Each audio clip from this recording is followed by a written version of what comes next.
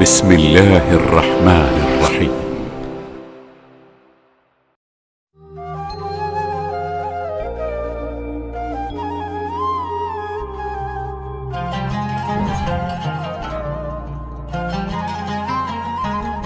Assalamualaikum warahmatullahi wabarakatuh.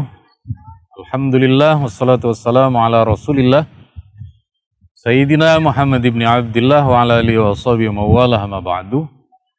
Kaum muslimin wal muslimat, media dakwah Islam Ketapang, rahimana wa rahimakumullah jami'an. Alhamdulillah, saya Ma'ruf Khazin di Pantai Pecal, Kinjil Pesisir, Kabupaten Ketapang. Alhamdulillah, Ramadan sudah kita ketahui bersama, kewajibannya adalah berpuasa. Banyak di antara para kiai, para ustadz, habaib kita yang sudah menjelaskan keutamaan Ramadan, hadis-hadis yang berkaitan dengan pahala dan hal-hal motivator lainnya. Tetapi saya di sini akan menyampaikan dari sisi fikihnya. Menurut para ulama kita, kewajiban kita selama berpuasa ada dua paling tidak. Pertama, malam harinya jangan lupa untuk niat puasa. Malam yubayyiti siyam qabla tulu'il fajri fala siyamalah. Berdasarkan hadis riwayat Ad-Daraqutni ini, mazhab Syafi'i mewajibkan untuk niat. Di hadis ini, barang siapa yang di malam hari tidak niat, maka tidak sah puasanya. Maka sekali lagi, saat kita hadir dalam pelaksanaan sholat taraweh, lalu kita dituntun oleh para kiai kita, oleh guru-guru kita, nawaitu shauma ghadin misalnya, itu adalah sebuah kewajiban agar menjadi sah puasa kita. Sekali lagi, kalau ada di antara kita yang tidak menghadiri sholat taraweh, jangan lupa mengingatkan anak-anak kita, jangan lupa mengingatkan istri kita untuk membaca niat. Nawaitu shauma ghadin an ada'i fardhi syahri Ramadan hadhihi sanah lillahi ta'ala. Sekali lagi, niat menjadi sebuah kewajiban. Kedua adalah al-imsak anil mufattirat, menjaga diri dari hal-hal yang membatalkan puasa.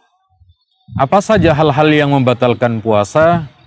Yang membatalkan puasa itu tentu makan dan minum, kemudian berhubungan suami istri, kemudian juga melakukan hubungan yang kemudian suami istri, kalau sampai dilakukan di tengah hari bulan Ramadan, akan terkena kafarat.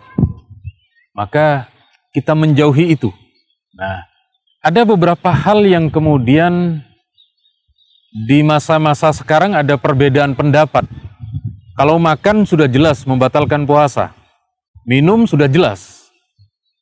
Ada misalnya mungkin nanti karena pemerintah kita masih menganjurkan untuk disuntik vaksin misalnya, apakah ketika siang hari ada yang melakukan vaksin lalu kemudian membatalkan puasa? Menurut para ulama kita di dalam mazhab Syafi'i, tidak membatalkan karena tidak sampai masuk ke dalam perut.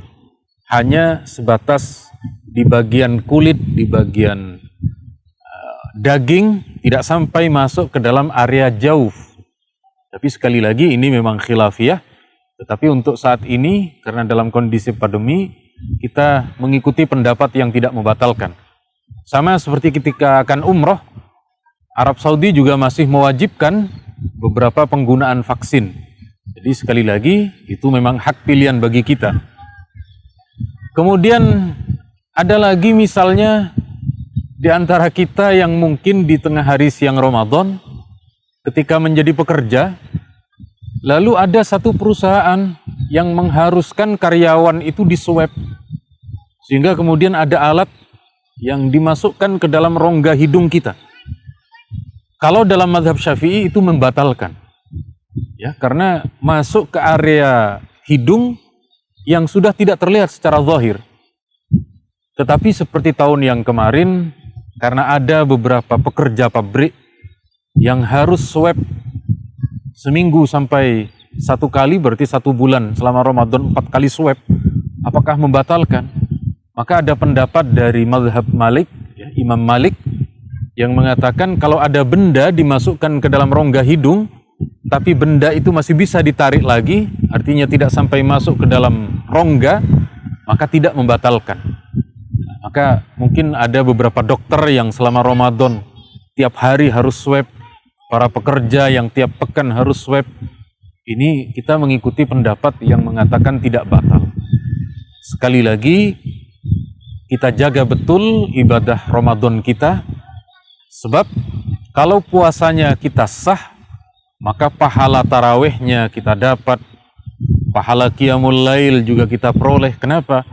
Yang paling utama di dalam bulan Ramadan adalah ibadah puasanya.